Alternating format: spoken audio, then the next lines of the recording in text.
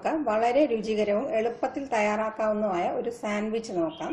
ഇതിനായിട്ട് ഞാൻ 4 മീഡിയം സൈസുള്ള ഉരുളക്കിഴങ്ങ് തോലോടുകൂടി വേവിച്ചിട്ട് തോല് മാറ്റി ഇങ്ങനെ ഉടച്ചെടുത്ത് വെച്ചിട്ടുണ്ട്. ഒരുപാട് ഫൈനായിട്ട് ഉടച്ച് വെക്കേണ്ട, കുറച്ച് ചെറിയ ചെറിയ പീസുകളായിട്ട് നമുക്കിത് കടിക്കാൻ കിട്ടണം. ആ ഒരു രീതിയിലേക്ക് ഉടച്ച് വെക്കുക. പിന്നെ നമുക്ക് വേണ്ടത് ഒരു സവാള ഫൈനായിട്ട് ചോപ്പ് ചെയ്തിട്ടുണ്ട്.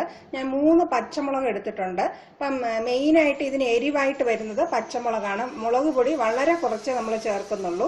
പിന്നെ കുറച്ച് ഇഞ്ചി വെളുത്തുള്ളിയും ചോപ്പ് ചെയ്ത് വേണം. കുറച്ച് മല്ലിയിലയും ഇതിൻ്റെ കൂടെ നമുക്ക് വേണം. ആദ്യം നമുക്ക് സാൻഡ്വിച്ചിനുള്ള ഫില്ലിംഗ് തയ്യാറാക്കാം. അതിനായിട്ട് 2 ടേബിൾ സ്പൂൺ എണ്ണ ചൂടാക്കാനായിട്ട് വെച്ചിട്ടുണ്ട്.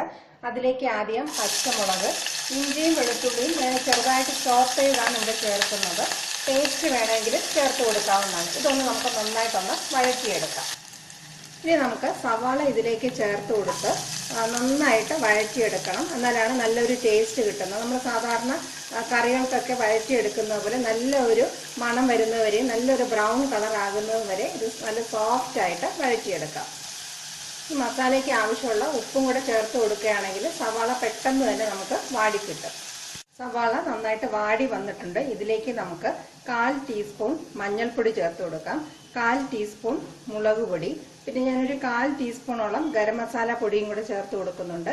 ഈ പൊടികളുടെ എല്ലാം പച്ചമണം മാറുന്നത് വരെ ലോ ഫ്ലെയിമിൽ വെച്ചൊന്ന് വഴറ്റിയെടുക്കണം. ഇനി ഇതിലേക്ക് നമ്മൾ പൊടിച്ചു വെച്ചിട്ടുള്ള ഉരുളക്കിഴങ്ങും ചേർത്ത് കൊടുത്ത് 2-3 മിനിറ്റ് നന്നായിട്ട് ഇതെല്ലാം കൂടി ഒന്ന് യോജിപ്പിച്ചെടുക്കണം.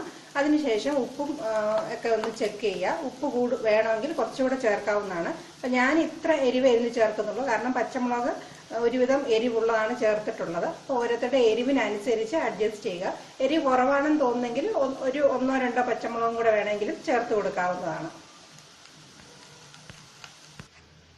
ഇതെല്ലാം കൂടി നന്നായിട്ട് യോജിച്ച് കിട്ടാനായിട്ട് 2 ടേബിൾ സ്പൂണോളം വെള്ളവും കൂടി ചേർത്ത് കൊടുത്ത് എല്ലാം കൂടി ഒന്ന് മിക്സ് ചെയ്തെടുക്കണം. നല്ല ഇങ്ങനെ ഒന്ന് ചേർന്ന് വരുമ്പോഴായിരിക്കും നമുക്ക് സാൻഡ്വിച്ചിൽ നന്നായിട്ട് ഒട്ടിയിരിക്കുന്നത്. കുറച്ച് കഷ്ണങ്ങൾ ഇട്ടിട്ട് വേണം എല്ലാം കൂടി ഒന്ന് യോജിപ്പിച്ചെടുക്കാൻ. സാൻഡ്വിച്ചിനുള്ള മസാല തയ്യാറായിട്ടുണ്ട്. ഞാൻ ഗ്യാസ് ഓഫ് ചെയ്ത് കൊടുത്തിരിക്കുകയാണ്. ഇനി നമുക്ക് ഇതിലേക്ക് കുറച്ച് മല്ലിയിലയും കൂടെ ചേർത്തൊന്ന് മിക്സ് ചെയ്തെടുക്കാം. ഈ തയ്യാറാക്കി വെച്ചിരിക്കുന്ന മസാലയിലേക്ക് ഞാൻ പകുതി ചെറുനാരങ്ങ നീരും കൂടെ ചേർത്തൊന്ന് മിക്സ് ചെയ്തെടുക്കുകയാണ്.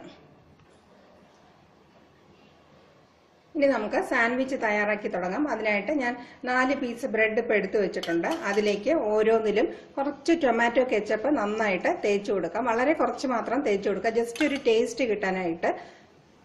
ഇതുപോലെ 4 പീസിലും തേച്ചെടുക്കാം. ടൊമാറ്റോ കെച്ചപ്പ് ചേർക്കണമെന്നുള്ള നിർബന്ധമില്ല. ഇഷ്ടമുള്ളവർക്ക് ഇത്രയും ചേർക്കാം, ഇതിൽ കൂടുതൽ വേണമെങ്കിലും ചേർക്കാവുന്നതാണ്. ഇനി ഓരോ ബ്രെഡിന്റെ സ്ലൈസിലും നമുക്കിത് കുറച്ചൊന്ന് അപ്ലൈ ചെയ്ത് കൊടുക്കാം. ഒരു സൈഡിൽ നന്നായിട്ട് ഇത് തേച്ച് പിടിപ്പിച്ചതിന് ശേഷം മറ്റേ വശം വെച്ച് അടച്ചെടുക്കാം. ഇങ്ങനെ നന്നായിട്ട് തേച്ച് കൊടുക്കുക. ഇനി നമുക്ക് ഈ സ്ലൈസ് വെച്ച് ഇങ്ങനെ അടച്ചെടുക്കാം. ഇനി നമുക്ക് ഈ ബ്രെഡ് നന്നായിട്ടൊന്ന് മൊരിയിച്ചെടുക്കണം. അപ്പോഴായിരിക്കും ഇതിന്റെ നല്ല ടേസ്റ്റ് കിട്ടുന്നത്. ഇങ്ങനെ വേണമെങ്കിലും കഴിക്കാം, പക്ഷെ നല്ല ക്രിസ്പി ആയിട്ട് എടുക്കുമ്പോഴാണ് ഇതിന് കുറച്ചും കൂടെ ടേസ്റ്റ് ഉള്ളത്. ഒരു തവ ചൂടാക്കാനായിട്ട് വെച്ചിട്ടുണ്ട്. അതിലേക്ക് ഞാൻ കുറച്ച് ഓയിലാണ് ഒഴിച്ചു കൊടുക്കുന്നത്. ബട്ടറിന്റെ ടേസ്റ്റ് ഇഷ്ടമുള്ളവർക്ക് ബട്ടർ വേണമെങ്കിലും ചേർത്ത് തയ്യാറാക്കാവുന്നതാണ്. ഇതിലേക്ക് നമുക്ക് ബ്രെഡിന്റെ സ്ലൈസസ് വെച്ച് കൊടുക്കാം. ഒരു വശം കുറച്ച് നല്ല ക്രിസ്പി ആയിട്ട് വന്നതിന് ശേഷം ഇത് നമുക്ക് തിരിച്ചിട്ട് കൊടുക്കാം. ഇടയ്ക്ക് ഇത് നന്നായിട്ടൊന്ന് പ്രസ് ചെയ്ത് കൊടുക്കുക.